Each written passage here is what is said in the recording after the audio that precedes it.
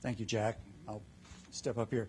Nancy is a hard act to follow, just maybe it's the jacket, maybe it's a little bit of enthusiasm that she always brings.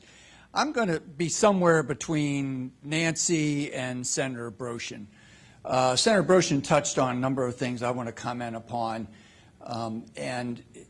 Towson's future really is about how do we better engage people such as yourselves. How many of you actually live, say, within walking distance of the campus or on the campus itself? How many of you actually spend time shopping downtown, not at the mall, but maybe at the restaurants or someplace else?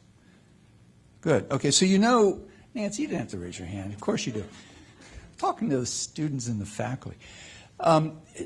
So one of the things that I think is challenging is that we really don't have, and what we have to imagine is a more comprehensive look at some of the challenges that we face. Yes, you want to take items one at a time when you can, but you have to look at a bigger picture.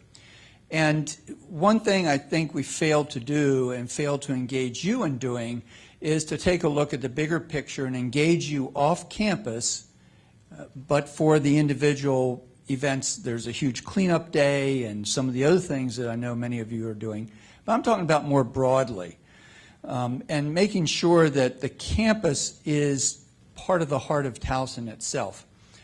And many of you may be familiar with some of the sustainability initiatives that the university has undertaken. And I want to applaud the university for actually being a leader in many of these venues. But part of the other question is, can't you do more?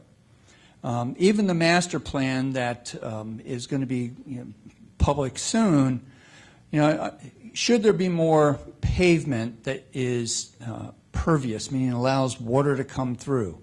Should there be solar panels in more and more of the buildings, or an array that actually can generate more electricity so we don't depend upon coal and oil and natural gas? And this isn't just true for the university, but the campus, for the community as a whole.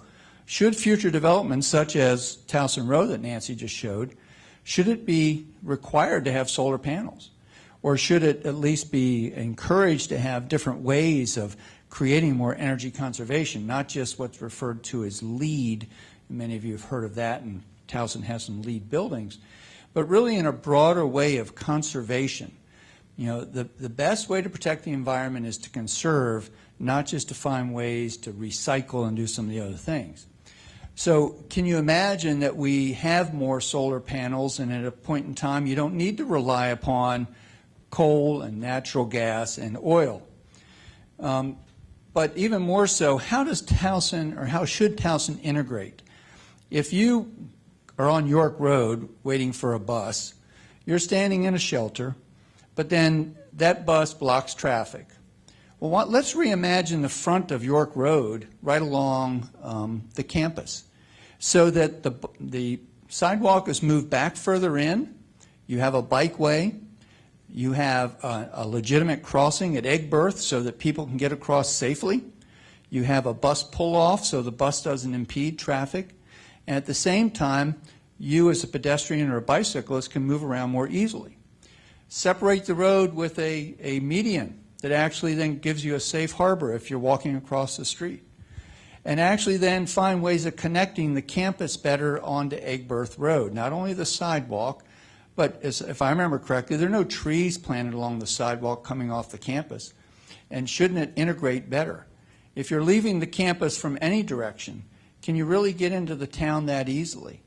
Shouldn't we really imagine that there's going to be more green, that if you go down any sidewalk, that not only are there trees, but are there planters? Is it a good, comfortable feel? Senator Broshin talked about walkability. Well, yes, you can walk there, but is it a comfortable walk? No. Shouldn't you feel comfortable so that wherever you're moving in and out of Towson off of the campus, that the beauty of the campus's open space actually continues into the town? The campus, in fact, can be a leader in doing that, and I think the engagement of students and faculty and staff is critical to that future, not just a few of the outstanding people such as President Chandler or Dr. Moriarty and some of the others, but really the campus as a whole. And the county itself needs to take more ownership. This is an area where Nancy and I would disagree. I don't think the county has really attended to the greening of Towson. You know, we don't have any master park. You can hang out in front of the courthouse, I guess, but that's not necessarily a comfortable place unless you want to sit and talk to some people. But why don't we have a larger park? Take land that maybe is on Delaware Avenue and create a bigger park where people can actually be and feel that it's integrated into the neighborhood. Shouldn't we have a way of, in fact, enhancing all the standards for development so that we save electricity, so that we're consuming less energy? And in fact, can you imagine if actually the town belonged to bicyclists and pedestrians and not to motor vehicles? You know, have transit, have smaller buses, so not just the Towson shuttle buses, which have been terrific in getting cars off the road. But part of the challenge is the need to have the advocacy that Dr. Chandler talked about earlier.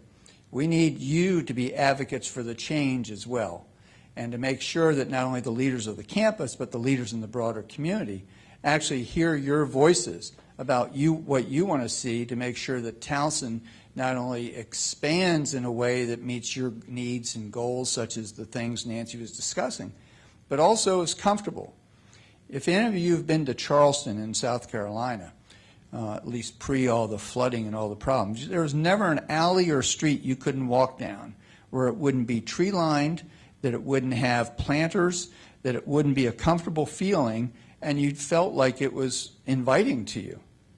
If you want to be in a place that you want to stay attached to, you want to have something that's attractive, and not just concrete, not just asphalt, but places like pocket parks where people can sit, where in fact the county and the state support efforts to bring you into town and to make your lives even more comfortable.